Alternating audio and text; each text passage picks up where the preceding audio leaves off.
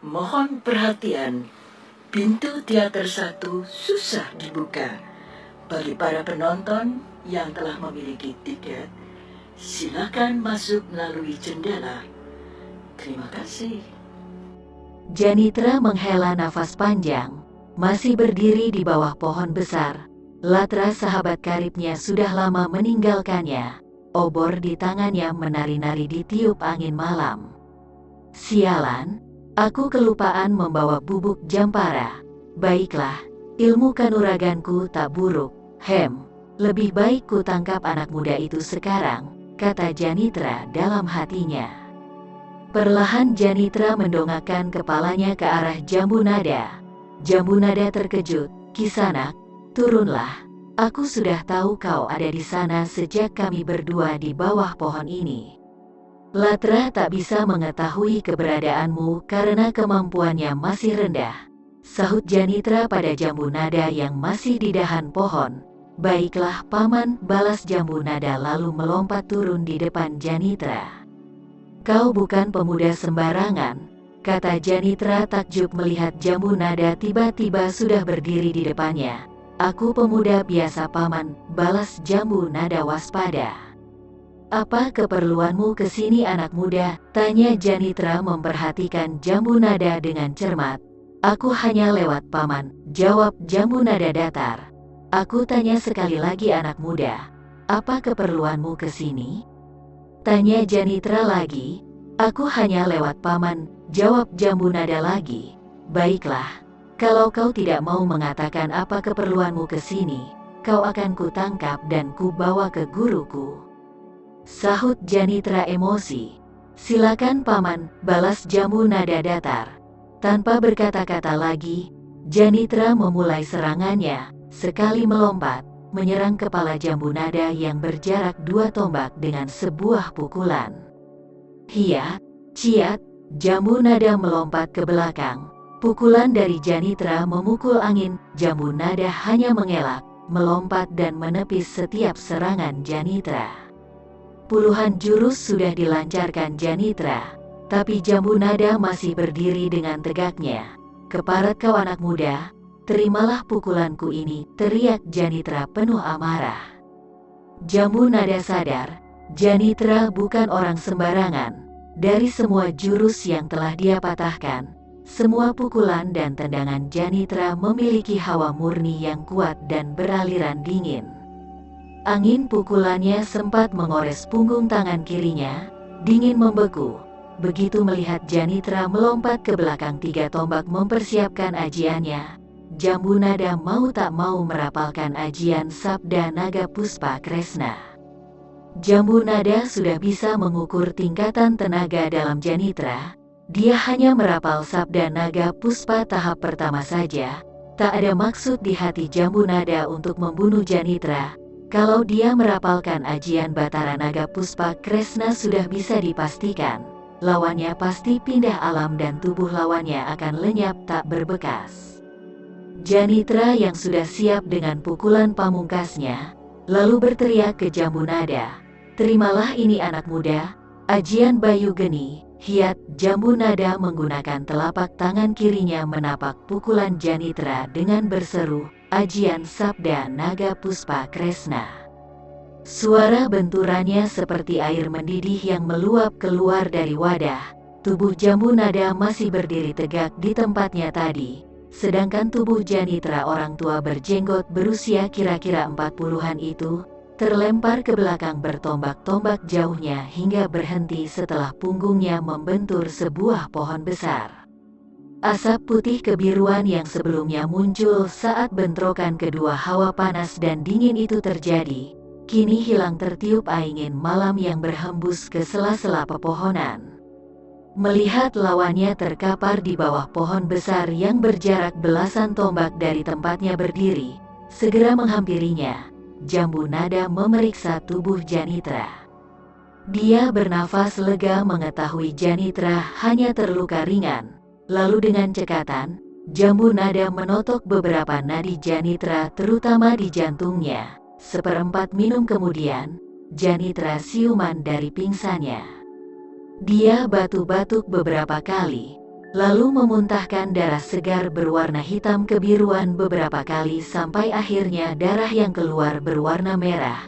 "Telan pil ini," kata Jambu Nada memasukkan sebuah pil berwarna kuning ke mulut Janitra. Setelah menelan pil pemberian Jambu Nada, Janitra berusaha berdiri namun tak mampu. Kedua kakinya terasa lumpuh. Melihat itu, Jambu Nada segera mengatakan, "Paman, istirahat sebentar, jangan banyak gerak."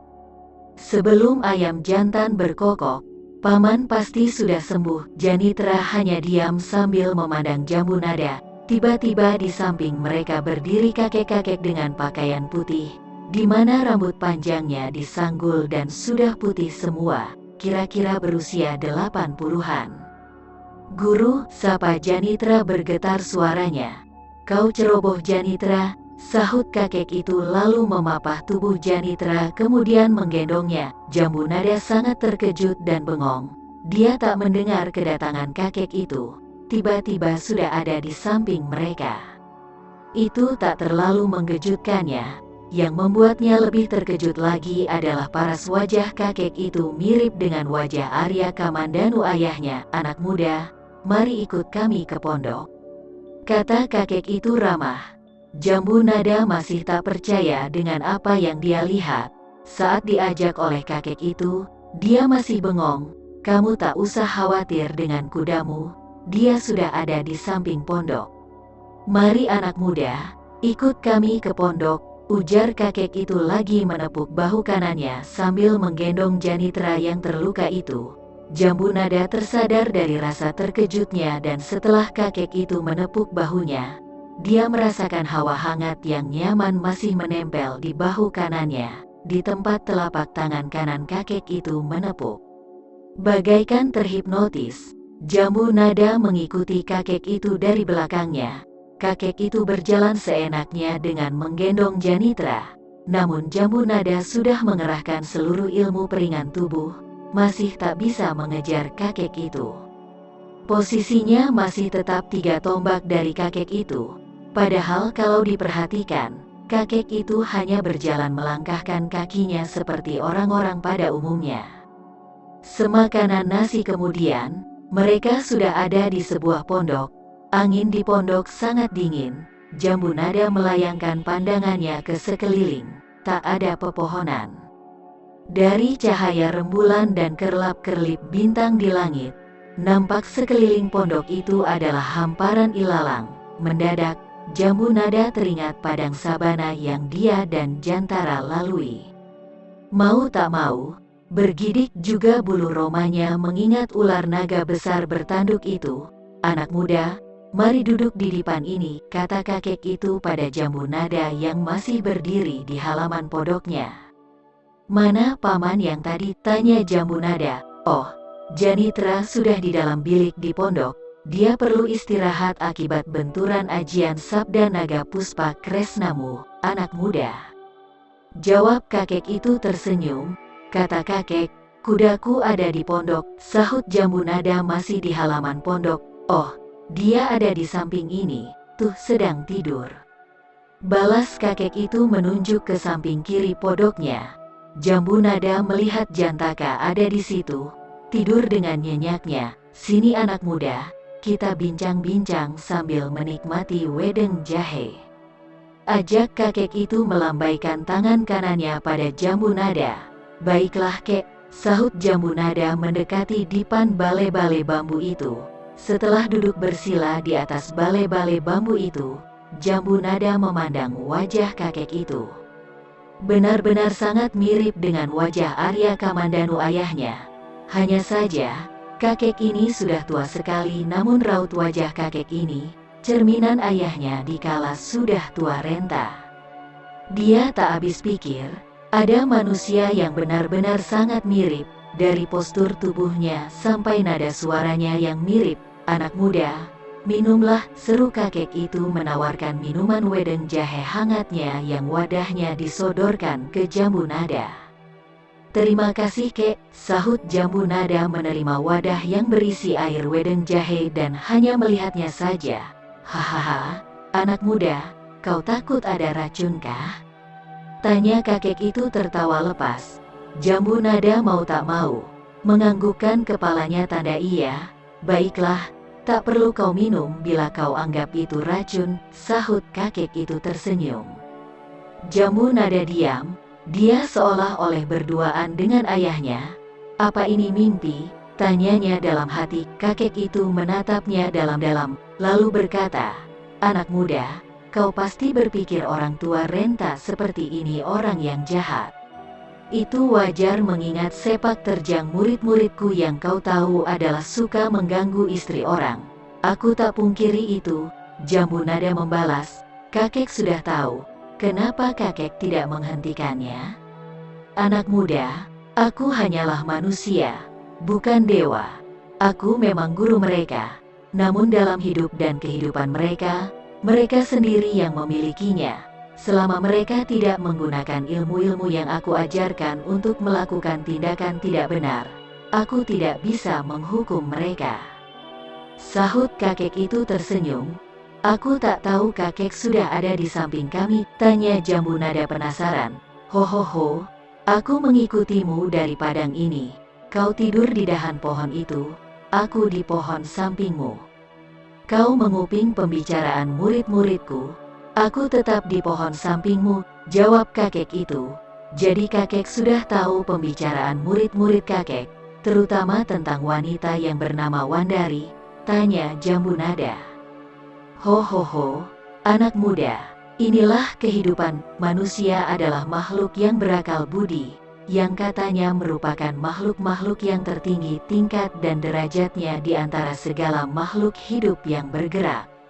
Akan tetapi justru karena akal budi itulah maka tidak ada makhluk yang lebih kejam dan buas daripada seorang manusia yang menyombongkan akal budinya. Sebagian besar manusia menyalahgunakan akal yang dianugerahkan khusus kepada manusia oleh Tuhan. Akal bukan dipergunakan untuk kebaikan, untuk kemanfaatan bagi manusia umumnya dan dunia, melainkan semata-mata akal dipergunakan sebagai alat untuk mencapai kepuasan nafsu-nafsunya yang tak kunjung habis. Akal dipergunakan untuk mengakali, menipu orang lain, budi dipergunakan sebagai bahan utang piutang. Kalau manusia sudah diperhamba nafsunya sendiri, benar-benar mengerikan sekali akibat daripada perbuatan-perbuatannya.